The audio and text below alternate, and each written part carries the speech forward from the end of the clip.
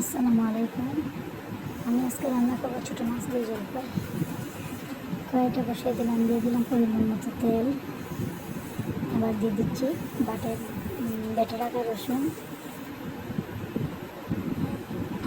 রসুনগুলো একটু বাদামি কালার হয়ে গেলে পরে দিয়ে দেবো পেঁয়াজ কুচি। আমি বাটা পেঁয়াজই বেশি দিয়ে রান্না করি, কারণ বাটা পেঁয়াজগুলো আমার তরকারি রান্না করতে ভালো লাগে বা খেতেও ভালো লাগে।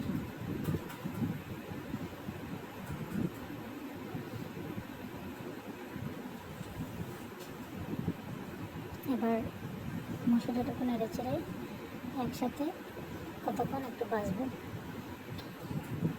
এখন দিয়ে দিচ্ছি পরিমাণ মতো লবণ,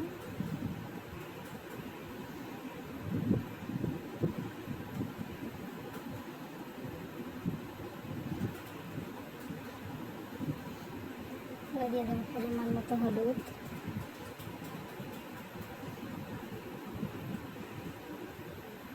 পরিমাণ মতো মরিচ, আবার পাঁচফোড়ন বাখর, এগুলো দিয়ে লাল করে একটু ভেজে নিয়ে তারপরে পানিটা দিয়ে দেবো।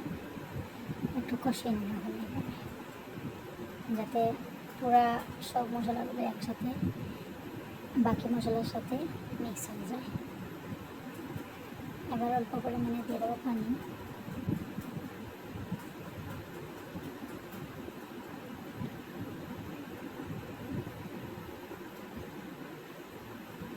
আবার কতক্ষণ 5 থেকে 7 মিনিট আবার রান্না করবো মশলাগুলো, যাতে কোনো মশলা কোনো কাঁচা গন্ধ না থাকে।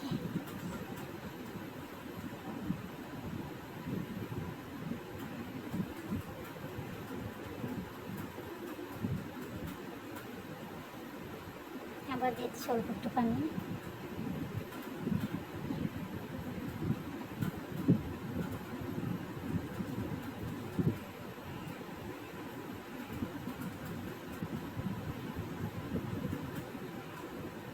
এবার দিয়ে দেব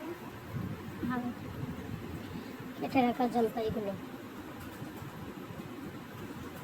দিয়ে আবার আপনার 2-3 মিনিট আবার রান্না করবো, যাতে জলপাইগুলো একটু রান্না হয়ে যায়।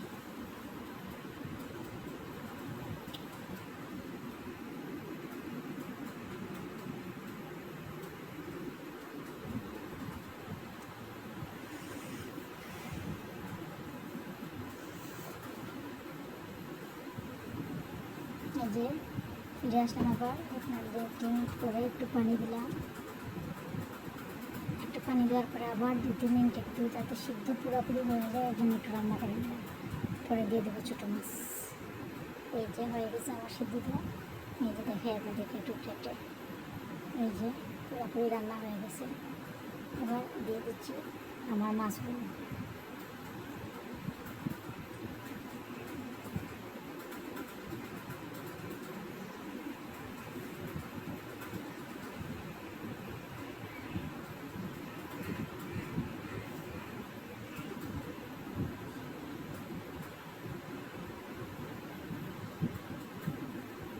কার কেমন লাগে জানি না, কিন্তু আমার কাছে জলপাই দিয়ে রান্না করলে বা টক কিছু দিয়ে ছোটো মাছ রান্না করলে অনেক ভালো লাগে। আপনাদের যাদের ভালো লাগে লাইক করে শেয়ার করে আমার সাথে থাকবেন, কমেন্ট করে জানাবেন কীরকম আপনারা মাছ রান্না করেন।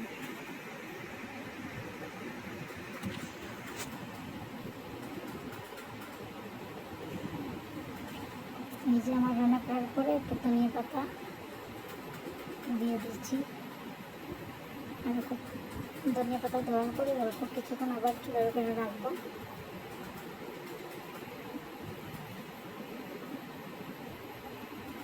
এই যে আমার ছোটো মাছ রান্না হয়ে গেছে। এখন গরম গরম ভাতের সাথে যদি ছোটো মাছ হয় তাহলে আর কোনো চিন্তা নেই।